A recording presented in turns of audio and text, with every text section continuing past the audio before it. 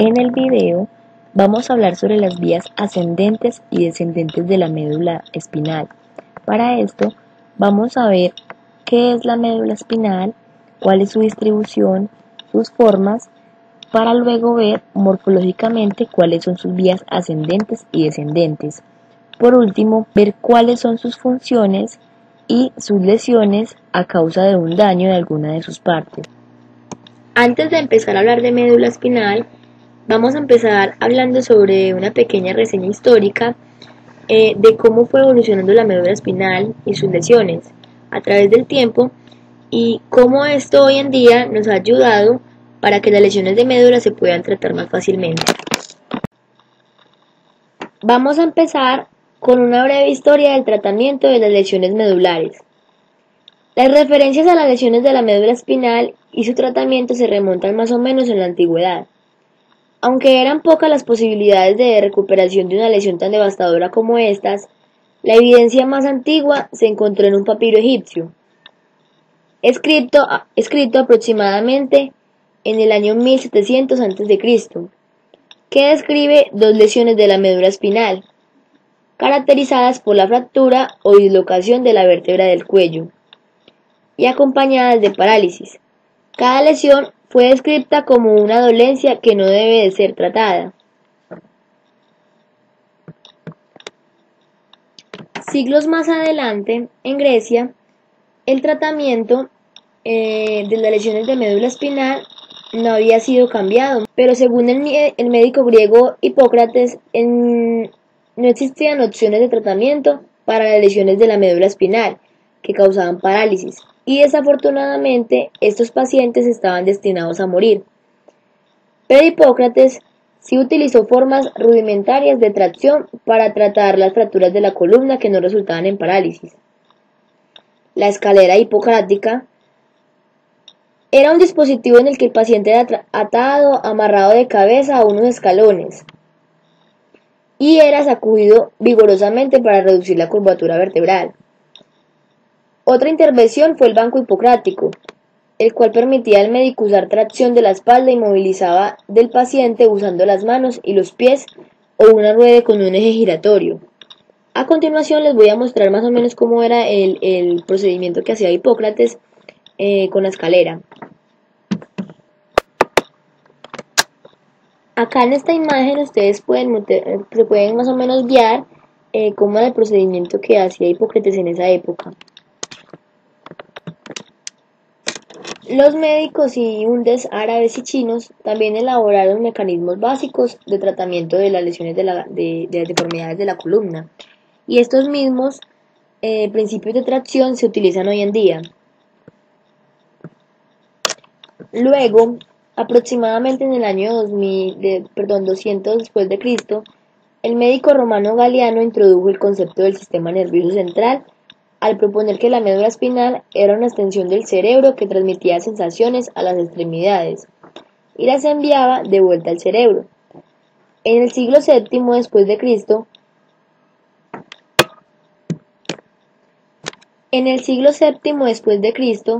Pablo de Nigna ya recomendaba cirugía para fracturas de la columna vertebral, con el fin de extraer los fragmentos de hueso que él estaba seguro eran los causantes de esta parálisis. El médico y profesor renacentista Vesalius describió e ilustró la médula espinal y todos sus componentes.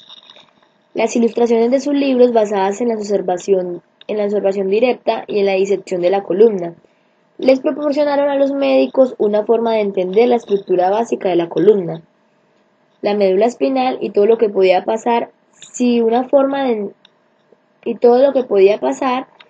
ésta sufría una lesión.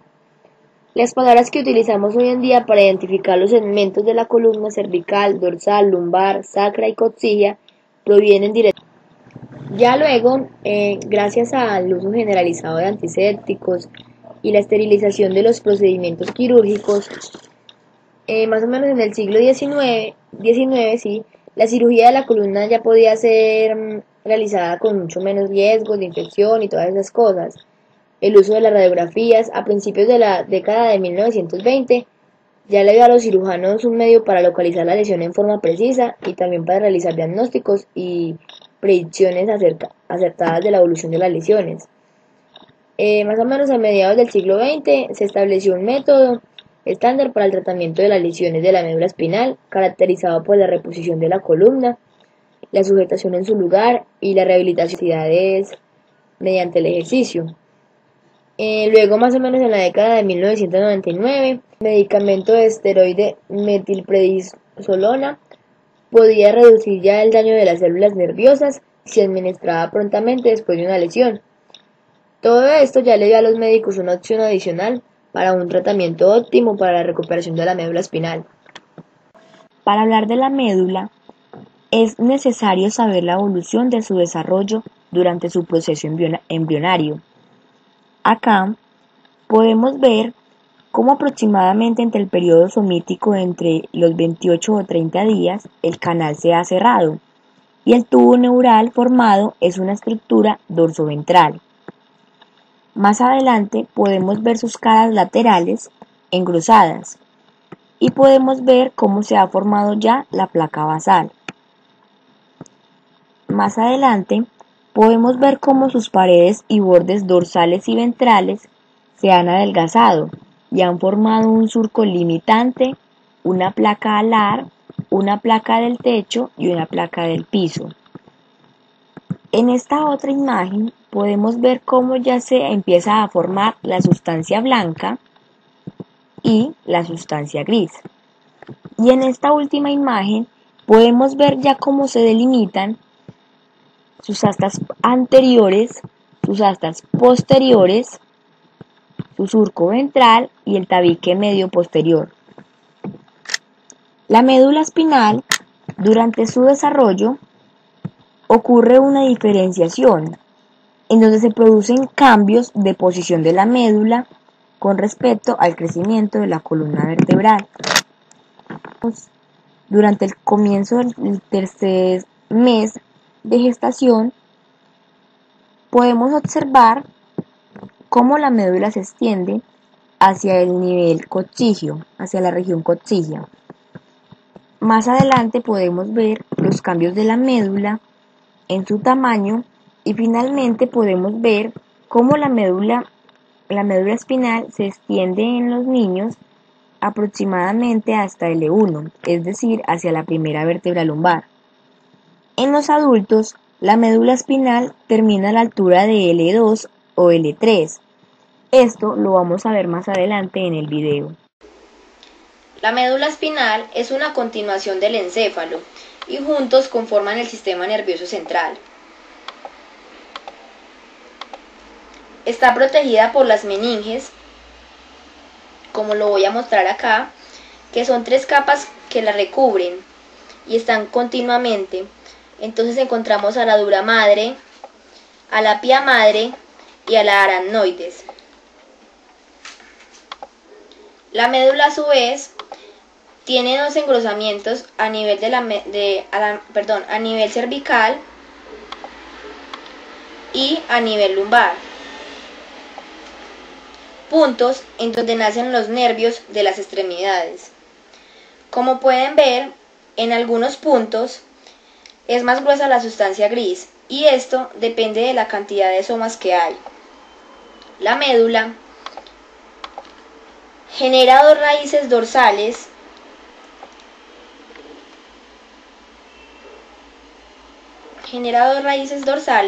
y 2 ventrales, y estos forman a su vez los nervios raquídeos.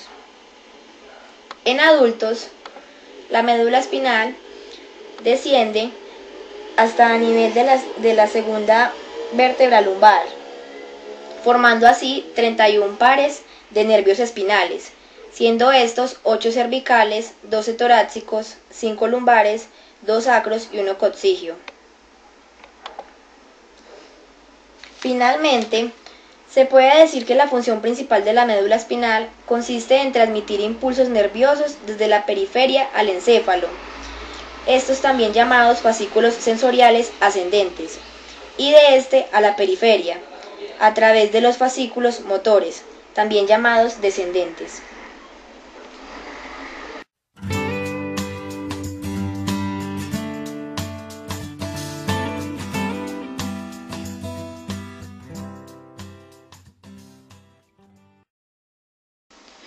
Vamos a hablar las generalidades de las principales vías. Vamos a hablar de vías ascendentes. Las vías ascendentes son vías que transmiten todas las sensaciones captadas por los receptores en los tejidos, es decir, tienen una función sensitiva.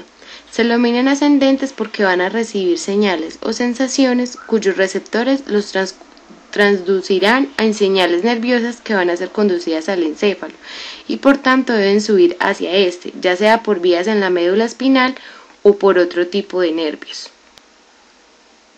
Bueno, esta es como la morfología general de las vías ascendentes. Como dijimos, van a subir hasta el encéfalo. Esta parte que podemos observar acá son las fibras que se decusan en la comisura blanca anterior. Estas tienen una conexión a través de este circuito con los receptores para el tacto en la piel y el dermatoma S2. Acá ya tenemos lo que es el asta posterior y va a tener una conexión con el receptor para la presión en la piel y el dermatoma L3. Acá ya vamos a tener el tracto espinotalámico anterior, el cual va a seguir ascendiendo hasta esta parte donde nos vamos a encontrar, acá. En esta parte nos vamos a encontrar el tracto del sistema anterolateral. Así vamos subiendo y nos vamos encontrando con los lemniscos espinales, que son estos de acá arribita,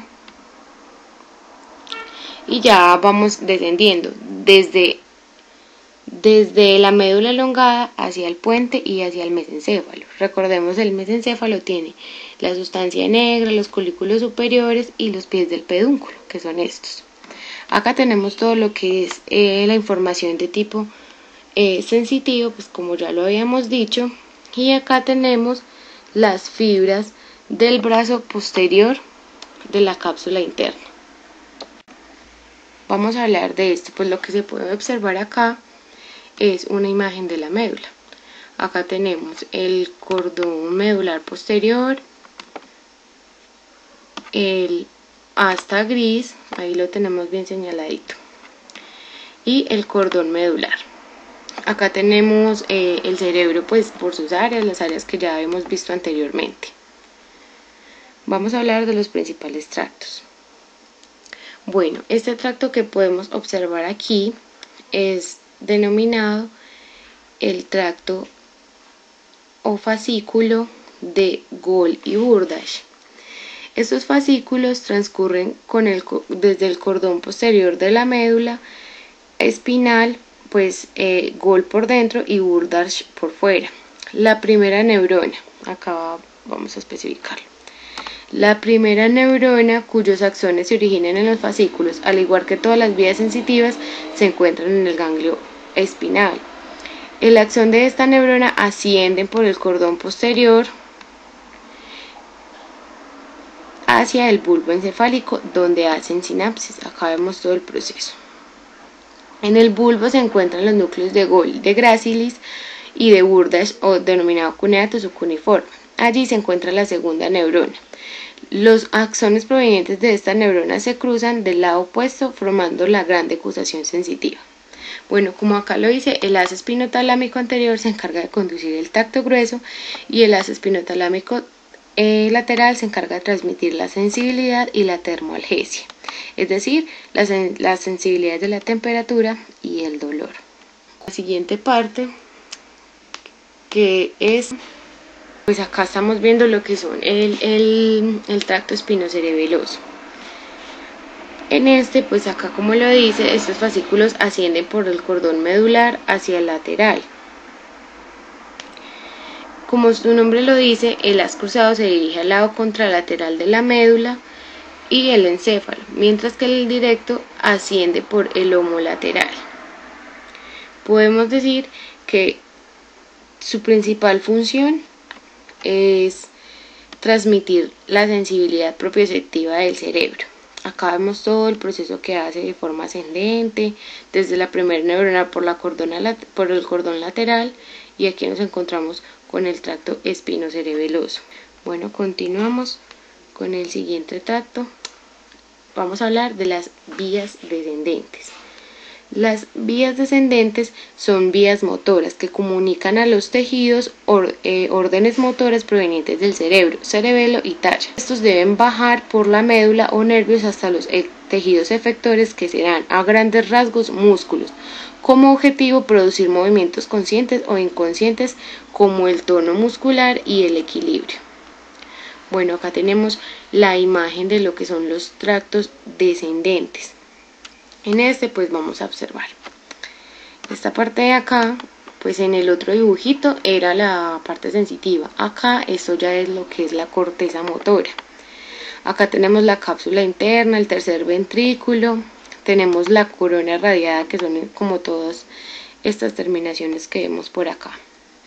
Acá tenemos el pie del pedúnculo, las fibras prontocerebelosas, como ya habíamos mencionado antes, mesencéfalo, puente y bulbo de forma descendente. Estas sí van hacia abajo, a diferencia de las otras. Estas van de forma descendente hasta la última neurona intermurcial de S4. Vamos a hablar de las vías descendentes piramidales. Esta es una vía motora por excelencia. Se encarga de controlar la motilidad consciente, además también funciona como una vía de integración sensoriomotora. La primera neurona de esta vía se encuentra en la corteza cerebral, o sea, en toda esta parte. Aquí recibe fibras de lo que es la corteza motora, 60% de las fibras, y de la corteza sensitiva primaria, 40% de las fibras. Estas fibras se reúnen formando el haz piramidal, la cual desciende por el brazo posterior de la cápsula interna y desde allí comienza a descender por el pedúnculo cerebral. A partir de esta vía se originan dos haces: el haz corticonuclear o geniculado y el corticoespinal o piramidal. Además, podemos decir que acá se dan lo que son los dos tractos, el tracto corticoespinal y corticonuclear, que son pues también las haces principales piramidales, por así decirlo.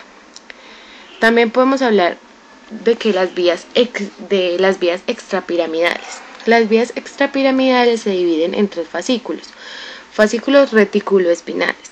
La formación reticular es un núcleo gris que ocupa todo el tronco encefálico. Se comunica con la médula espinal a través de los fascículos.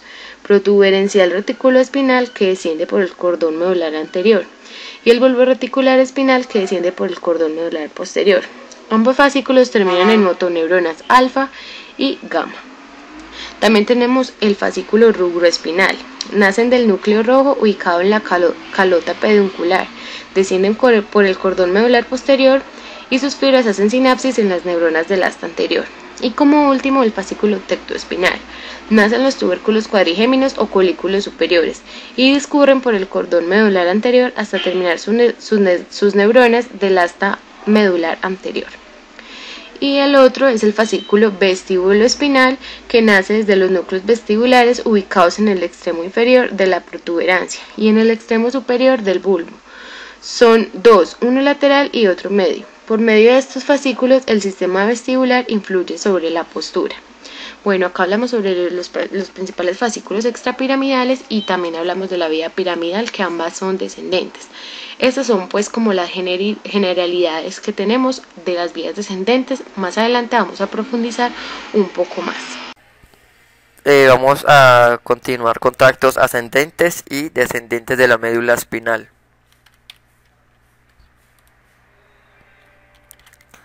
Vamos a empezar con los tractos ascendentes, que son más que todo tractos sensitivos, ¿sí? Vamos a empezar con el espinotalámico. El espinotalámico se encuentra más que todo en la parte anterior de la médula espinal, ¿sí? Por delante del asta anterior de la médula. Su función es llevar información de tacto grueso, dolor, presión y temperatura. El paciente que presente daños, más que todo en esta zona, perderá, un ejemplo, ya no sentirá dolor, presión, temperatura, ¿sí? Aquí podemos ver la imagen. tracto espinocerebeloso anterior y posterior. Aquí vamos a mostrar su morfología. El posterior y el anterior se encuentran en la parte lateral de la médula espinal, ¿sí? Su función se puede percibir en el esquema corporal como el equilibrio, el espacio y el tiempo. Un ejemplo aquí sería una bailarina de ballet. Fascículo de Grahil. El fascículo de Grahil se encuentra en la zona medial de la columna posterior, que es hasta aquí. ¿Sí? Todo eso, la columna posterior, se encuentra en la parte medial. Bueno, más que todo este trabaja como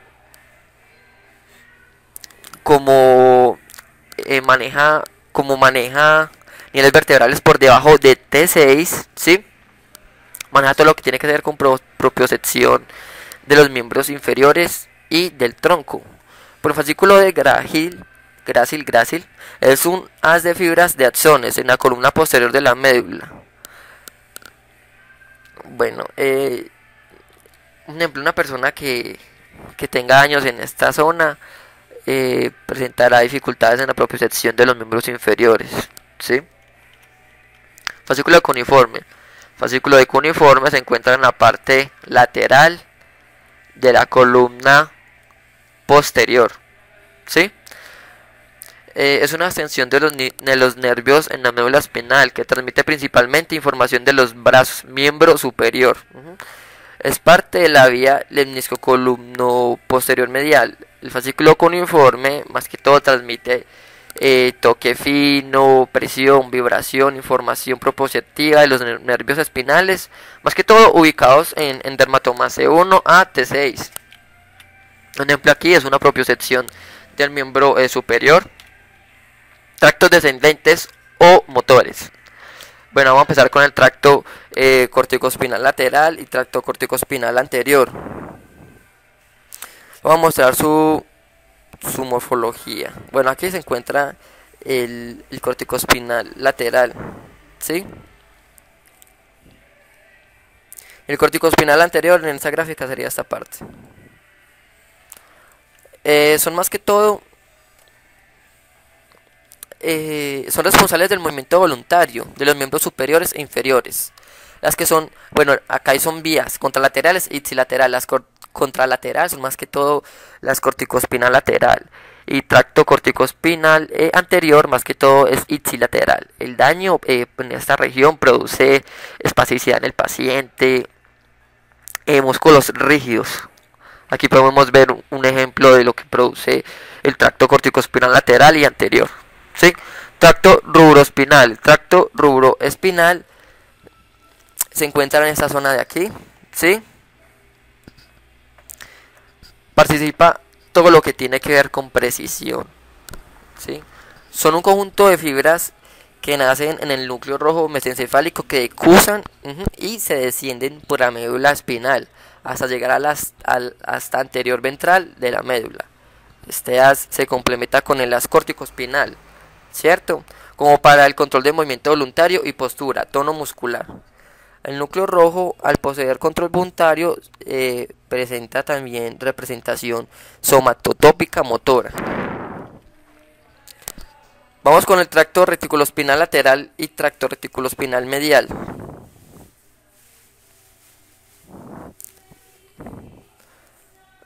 Bueno, el reticuloespinal lateral se encuentra en estas zonas, ¿sí?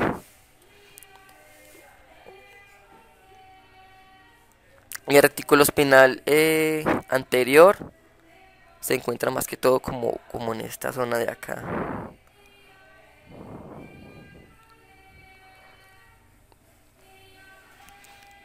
Reticuloespinal, tracto reticuloespinal medial se encuentra más que todo como en esta zona de aquí, sí, en algunos libros.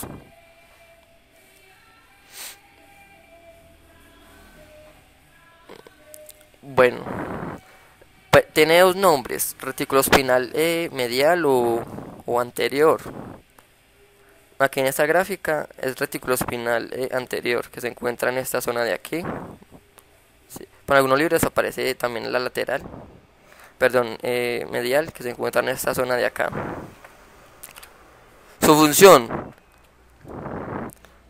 Su función más que todo es es una región motora extrapiramidal que desciende desde la formación reticular en dos secciones para actuar sobre las neuronas motoras que más que todo que irrigan el tronco y los músculos proximales de las extremidades. ¿Sí? Se extiende la información de los sistemas motores para coordinar los movimientos automáticos de la locomoción y postura. Facilita el movimiento voluntario, influye en el tono muscular, modula impulsos de dolor. Participa en movimientos automáticos. Un ejemplo muy claro. La marcha. Bueno, tracto vestibuloespinal. ¿Sí? Un tracto vestibuloespinal se encuentra en esta zona de aquí en algunas gráficas. En esa gráfica no se encuentra, pero aquí la vamos a señalar que se encuentra en esta zona. Más que todo tiene que ver con todo lo que tiene que ver con equilibrio. Su función principal es tener coordinación, postura y equilibrio en posición vertical y realización consciente de la orientación espacial y el movimiento. Promueve estabilidad de la posición de la cabeza e inerva músculos del cuello, lo que constituye la coordinación y el movimiento ocular. El tracto, este tracto es todo lo que tiene que ver con equilibrio en el cuerpo, ¿sí? Vamos con el tracto tectoespinal. No, ese es el último. El tectoespinal se encuentra en esta zona aquí, en la parte más arribita de la parte anterior. ¿Sí? Más que todo controla los movimientos de la cabeza, movimientos miembro superior en relación con reflejos posturales, reflejos asociados con la dilatación pupilar en la oscuridad. Bueno, eso es todo por hoy. Está la continuidad de tractos ascendentes y descendentes.